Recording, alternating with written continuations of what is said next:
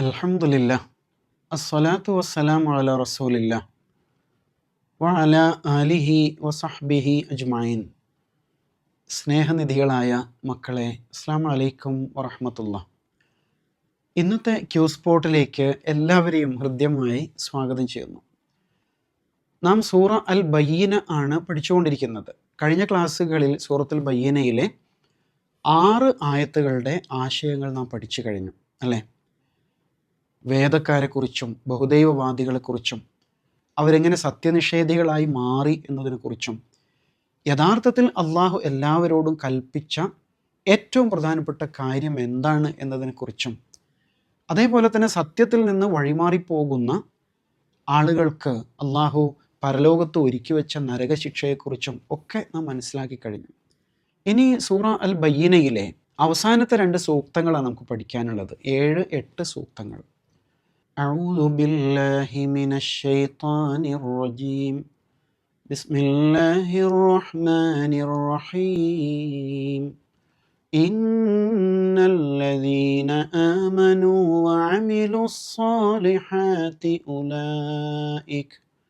أولئك هم خير البرية. 7-ാമത്തെ ആയത്ത്. ഇന്ന നിശ്ചയം, അല്ലദീന ആമനു വിശ്വസിച്ചവർ, വഅമിലു പ്രവർത്തിച്ചവരും, അസ്വാലിഹാത്ത് നന്മകൾ സൽക്കർമ്മങ്ങൾ പ്രവർത്തിച്ചവരും, ഉലായിക അവർ, ഹും അവർ തന്നെയാണ്, ഖൈറുൽ ബരിയ ഖൈർ ഉത്തമരായവർ, അൽ ബരിയ സൃഷ്ടികളിൽ ഉത്തമരായവർ, സത്യവിശ്വാസം സ്വീകരിക്കുകയും സൽക്കർമ്മങ്ങൾ അനുഷ്ഠിക്കുകയും ചെയ്തവരാണ്.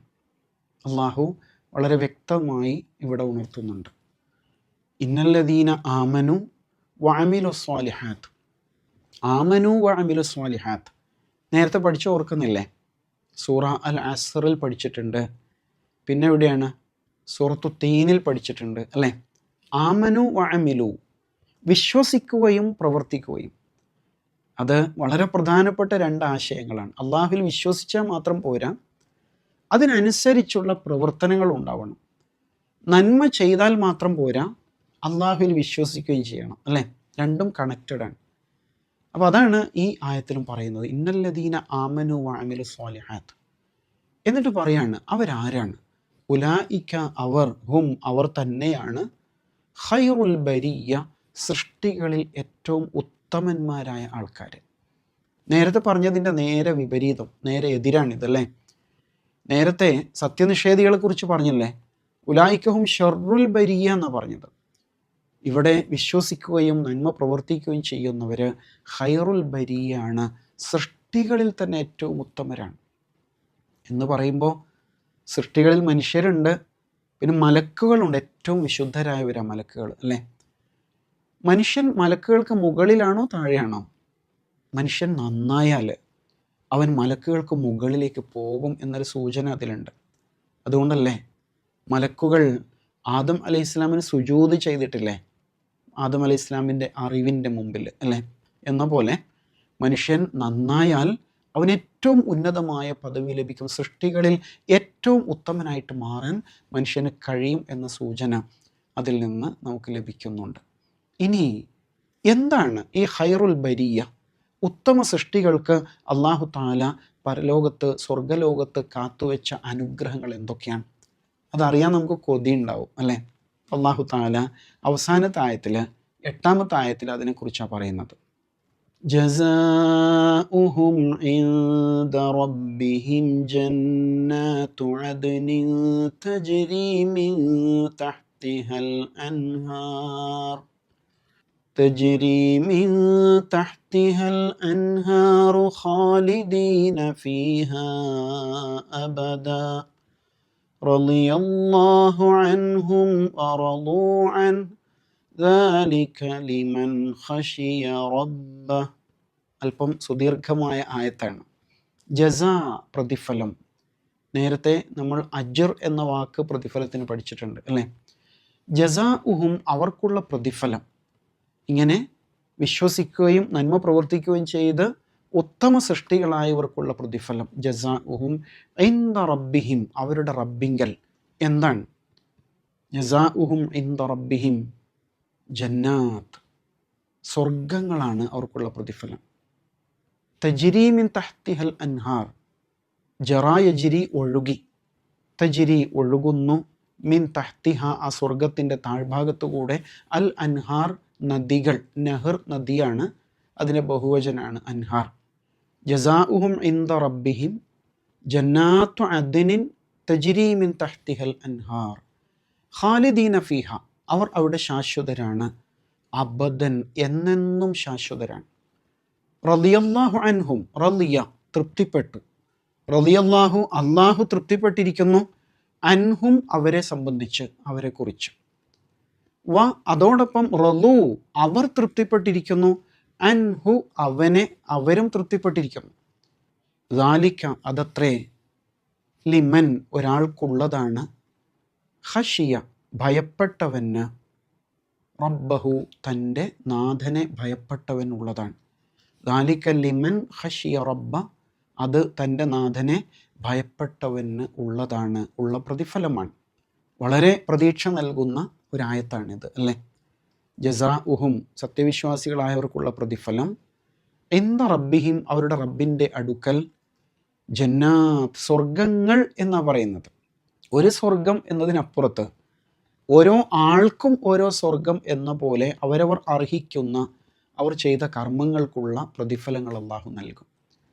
അദൻ എന്ന വാക്ക് അർത്ഥം പറഞ്ഞത് ശാശ്വതം എന്നാണ്, ശാശ്വത സ്വർഗം അല്ലേ, എന്നൊന്നും നിലനിൽക്കുന്ന സ്വർഗം. ഏദൻ തോട്ടം എന്ന് കേട്ടിട്ടില്ലേ? ഏഡൻ എന്ന് പറഞ്ഞാൽ സ്വർഗം എന്ന അർത്ഥത്തിലാണ് ബൈബിളിൻ്റെ പരാമർശമാണത്. അപ്പോൾ ഖുർആൻ അതേ വാക്കിനെ മറ്റൊരു ശൈലിയിൽ, മറ്റൊരു ആശയത്തിൽ പറയാണ് ഇവിടെ, ജന്നാത്തു അദൻ ശാശ്വത സ്വർഗം. അതിൻ്റെ ഒരു പ്രത്യേകത, തജ്രി മിൻ തഹ്തിഹൽ അൻഹാർ താഴ്ഭാഗത്തുകൂടെ നദികൾ ഒഴുകുന്ന സ്വർഗീയ ആരാമങ്ങൾ. ഇത് കേൾക്കുമ്പോൾ പ്രത്യേകിച്ച് വല്ലതും തോന്നുന്നുണ്ടോ? നമ്മളിപ്പോൾ ഒരു പാലത്തിൻ്റെ മുകളിൽ കയറി നിന്നാൽ താഴത്തൂടെ വെള്ളം ഇങ്ങനെ ഒഴുകി പോകില്ലേ പുഴയിൽ എന്ന പോലെ അല്ലേ. അല്ലാഹു തആല ശരിക്കും എന്താ ഇങ്ങനെ ഒരു വാക്ക് പ്രയോഗിച്ചത്, ഈ ഒരു ശൈലി പ്രയോഗിച്ചത്? നമുക്ക് പരിചയമുള്ള കാര്യങ്ങളാണ് അല്ലാഹു തആല സ്വർഗത്തോട് കണക്ട് ചെയ്ത് പറയുന്നത്. സ്വർഗത്തിൽ ഇതേ ഉള്ളൂ എന്നല്ല, ഒരുപാട് അനുഗ്രഹങ്ങളുണ്ട്. പക്ഷേ നമുക്ക് മനസ്സിലാകുന്ന, നമ്മുടെ അനുഭവത്തോട് ചേർന്ന് നിൽക്കുന്നതിനെ കുറിച്ച് പറയുന്നു എന്ന് മാത്രം. ഇപ്പോൾ കേരളത്തിൽ ഒരുപാട് നദികളുണ്ട്. ഇപ്പോൾ നമ്മോട് താഴ്ഭാഗത്തുകൂടെ നദികൾ ഒഴുകുന്നു എന്ന് പറയുമ്പോൾ അതിൽ വല്ല പ്രത്യേകതയുണ്ടോ എന്ന് ആളുകൾ ചോദിക്കാറുണ്ട്. അപ്പോൾ ഈ ഖുർആൻ മരുഭൂമിയിൽ അവതരിച്ചത് കൊണ്ടായിരിക്കും ഇങ്ങനെയൊക്കെ പറയുന്നത്.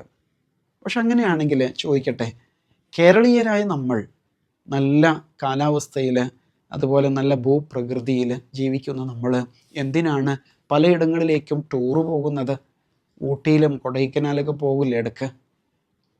മനുഷ്യൻ്റെ ആസ്വാദന ശേഷി ആണ് അതുകൊണ്ട് ഉദ്ദേശിക്കുന്നത്. ഏത് മനുഷ്യരിലും ഒരു കാര്യത്തെ ആസ്വദിക്കാനും അറിയാനുള്ള അനുഭൂതി ഉണ്ടാവും. അപ്പോൾ അതിന് അല്ലാഹു സുബ്ഹാനഹു തആല ഇവിടെ അതിനോട് കണക്ട് ചെയ്തുകൊണ്ട് ബോധ്യപ്പെടുത്താണ് ഇവിടെ. അതാണ് ജന്നാത്തിൻ തജ്രി മിൻ തഹ്തിഹൽ അൻഹാർ എന്ന് ഖുർആൻ ആവർത്തിച്ച് പറയുന്നത്. അല്ലാതെ ഖുർആൻ മരുഭൂമിയിൽ ഇറങ്ങിയത് കൊണ്ടല്ല. എവിടെയുള്ള മനുഷ്യനും ഒരു ആസ്വാദന രീതിയാണത്. കാട് കാണാൻ പോവുക, അതുപോലെ അരുവികളിൽ, വെള്ളച്ചാട്ടത്തിൽ ഒക്കെ കളിച്ചും കുളിച്ചും ഒക്കെ കഴിയുക എന്നൊക്കെ മനുഷ്യൻ്റെ ഒരു പ്രകൃതിയിൽപ്പെട്ടതാണ് അല്ലേ. അപ്പോൾ അതിനോട് കണക്ട് ചെയ്തുകൊണ്ടാണ് അല്ലാഹു ഈ പ്രയോഗം നടത്തിയിരിക്കുന്നത്. നാം മനസ്സിലാക്കേണ്ടത്, ഖുർആനിൽ സ്വർഗത്തെക്കുറിച്ച് ഒരുപാട് പറയുന്നുണ്ട്. അപ്പോൾ അതൊക്കെ ഇവിടെയും കിട്ടൂലേ എന്നായിരിക്കും ഒരു പക്ഷേ തോന്നാം. ശരിക്കും നമുക്ക് മനസ്സിലാകുന്നത് നമ്മുടെ ഭാഷയിൽ പറയുന്നു എന്നേ ഉള്ളൂ. ഇത് മാത്രമേ സ്വർഗത്തിലുള്ളൂ എന്നല്ല അതിൻ്റെ അർത്ഥം. ഒരുപാട് കാര്യങ്ങൾ ആ ശൈലിയിൽ ഖുർആനിൽ പ്രയോഗിച്ചത് കാണും. അപ്പോൾ ജന്നാത്തു അദ്നിൻ തജ്രി മിൻ തഹ്തിഹൽ അൻഹാർ ഖാലിദീന ഫീഹ, അവർ അവിടെ ശാശ്വതരാണ്. നേരത്തെ നരകക്കാരെ കുറിച്ച് പറഞ്ഞപ്പോഴും ഖാലിദീന ഫീഹ പറഞ്ഞിരുന്നു. പക്ഷെ ഇവിടെ ഒരു വാക്ക് കൂടുതൽ കണ്ടോ? അബദ, എന്നെന്നും എന്നാണ്. എന്നെന്നും ശാശ്വതരാണ്. അപ്പം അതുമായി ബന്ധപ്പെട്ട് ചില ഖുർആൻ വ്യാഖ്യാതാക്കൾ പറയുന്നത് നരകത്തേക്കാൾ ശാശ്വതമാകുന്നത് സ്വർഗ്ഗമാണ്. കാരണം ഇവിടെ നരകത്തെക്കുറിച്ച് അബദ് പറഞ്ഞിട്ടില്ലല്ലോ എന്ന് പറയുന്നുണ്ട്. പക്ഷെ മറ്റു ചിലയിടങ്ങളിൽ നരകത്തെക്കുറിച്ചും അബദ ചേർത്ത് പറഞ്ഞതും കാണാം. ഏതായാലും സ്വർഗം ശാശ്വതമാണ്, അള്ളാഹു നിശ്ചയിക്കുന്ന കാലത്തോളം എന്ന് നമുക്ക് മനസ്സിലാക്കാൻ പറ്റും അല്ലേ. ഖാലിദീന ഫിഹ അബദ. പിന്നെന്താ പറയുന്നത്? റളിയല്ലാഹു അൻഹും വറളു അൻ, എന്തുകൊണ്ടാണ് അവർക്ക് ഈ അനുഗ്രഹങ്ങൾ കിട്ടുന്നത്? അള്ളാഹു അവരെ തൃപ്തിപ്പെട്ടിരിക്കുന്നു, അവർ അള്ളാഹുവേയും തൃപ്തിപ്പെട്ടിരിക്കുന്നു എന്നാണ്. അത് വല്ലാത്തൊരു പ്രയോഗമാണ് അല്ലേ, പരസ്പരം തൃപ്തിപ്പെടുക എന്നത്. നിങ്ങൾ ശരിക്കും അള്ളാഹുവിൽ നിന്ന് എന്താ ആഗ്രഹിക്കുന്നത്? എന്താ വേണ്ടത്? അപ്പോൾ ഫസ്റ്റ് നമ്മൾ പറയും എനിക്ക് സ്വർഗത്തിൽ പോകണം അല്ലേ, തീർച്ചയായിട്ടും നല്ലൊരു ആഗ്രഹമാണ്. പിന്നെ എന്താ വേണ്ടത്? പിന്നെ വല്ലതും വേണം? സ്വർഗത്തിൽ അടിച്ചു പൊളിക്കണം. പക്ഷെ അങ്ങനെ അല്ലല്ലോ. നമ്മൾ അള്ളാഹുവെ ഏറ്റവും ഇഷ്ടപ്പെടുന്ന ആൾക്കാരാണ് നമ്മൾ. അപ്പോൾ മനസ്സിലുണ്ടാവേണ്ട ഒരു ആഗ്രഹം എന്താണ്? എനിക്ക് അള്ളാഹിനെ ഒന്ന് കാണണം അല്ലേ. ഖുർആൻ പറയുന്നുണ്ട് ലിഖാ റബ്ബിഹി, തൻ്റെ റബ്ബിനെ കാണാനുള്ള കൊതി ഉണ്ടാവും അല്ലേ. കാരണം ഇതുവരെ കാണാത്ത അള്ളാഹുവിൻ്റെ കൽപ്പന അനുസരിച്ചല്ലേ നമ്മൾ ജീവിച്ചുകൊണ്ടിരിക്കുന്നത്. ഒന്ന് കാണേണ്ടിയിരുന്നു. അതിനാണ് ലിഖാ എന്ന് പറയാം. പിന്നെ എന്താ വേണ്ടത്? അള്ളാഹുവിൻ്റെ റിള, അവൻ്റെ പ്രീതി, അവൻ്റെ തൃപ്തി ഉണ്ടായാൽ മതി. എനിക്കൊന്നും കിട്ടിയില്ലെങ്കിലും പടച്ചോനെ നീ എന്നെ തൃപ്തിപ്പെട്ടാൽ മതി എന്ന് പറയാം. അതാണ് റിള. അതിനെക്കുറിച്ചാണ് പറയുന്നത് റളിയല്ലാഹു അൻഹും, അള്ളാഹു അവരെ തൃപ്തിപ്പെട്ടു, വറളു അൻ, അവർ അള്ളാഹുവിനെയും തൃപ്തിപ്പെട്ടു. അൽഹംദുലില്ലാ, ഞാൻ ചെയ്ത സൽക്കർമ്മങ്ങൾക്ക് അതിൻ്റെ എത്രയോ ഇരട്ടി പ്രതിഫലം എനിക്ക് കിട്ടിയിരിക്കുന്നു എന്ന നിലയ്ക്കുള്ള തൃപ്തി നമുക്കുണ്ടാവും എന്നതാണ്. അപ്പോൾ അതാണ് ജീവിതത്തിലെ ഏറ്റവും വലിയ അനുഗ്രഹം. എന്നിട്ട് സൂറ അവസാനിപ്പിക്കുകയാണ് ദാലിക ലിമൻ ഖശിയ റബ്ബ. ഈ അനുഗ്രഹങ്ങൾ ആർക്കാ കിട്ടുകയെന്നറിയോ? തങ്ങളുടെ റബ്ബിനെ ഭയപ്പെട്ട് ജീവിക്കുന്നവർക്ക്. ആ ഭയം എന്ന് പറയുമ്പോൾ അള്ളാഹു ശിക്ഷിക്കുമോ എന്ന ഭയം മാത്രമല്ല, അവൻ്റെ സ്നേഹം എനിക്ക് നഷ്ടപ്പെട്ടു പോകുമോ എന്നുള്ള ഭയമാണ്. അതല്ലേ സ്നേഹിക്കുന്നവർക്കിടയിൽ ഉണ്ടാകുന്ന ഭയം. അള്ളാഹു എന്നെ ഇഷ്ടപ്പെടാതിരിക്കോ, എന്നെ തൃപ്തിപ്പെടാതിരിക്കോ, എന്നെ വെറുത്ത് കളയോ, ഇങ്ങനെയുള്ള ചിന്തയായിരിക്കും. അതുകൊണ്ട് എല്ലാ കാര്യങ്ങളിലും അള്ളാഹുവിൻ്റെ കൽപ്പന മാത്രം അനുസരിക്കാം. അങ്ങനെ വരുമ്പോൾ ഈ സ്വർഗീയ അനുഗ്രഹങ്ങൾ നമുക്കുള്ളതാണ്. അപ്പോൾ സൂറത്തുൽ ബയ്യിന അവസാനിക്കുകയാണ്. ഈ 8 ആയത്തുകളിൽ ഒരുപാട് ആശയങ്ങൾ അള്ളാഹു നമ്മളുമായിട്ട് പങ്കുവെക്കുന്നുണ്ട്. അതിനാൽ ഒരുപാട് പഠിക്കണം. ഇതിൻ്റെ വ്യാഖ്യാനങ്ങളൊക്കെ വായിച്ചു കൊണ്ടിരിക്കുക, കൂടുതൽ അറിയാൻ ശ്രമിക്കുക. അള്ളാഹു വാഗ്ദാനം ചെയ്യുന്ന സ്വർഗത്തിന് വേണ്ടിയിട്ട് ജീവിതത്തെ സമർപ്പിക്കുക. അള്ളാഹു അതിന് നമുക്ക് തൗഫീഖ് നൽകുമാറാവട്ടെ. വ ആഖിറു ദഅ്വാന അനിൽ ഹംദുലില്ലാഹി റബ്ബിൽ ആലമീൻ. അസ്സലാമു അലൈക്കും വറഹ്മത്തുള്ളാഹി.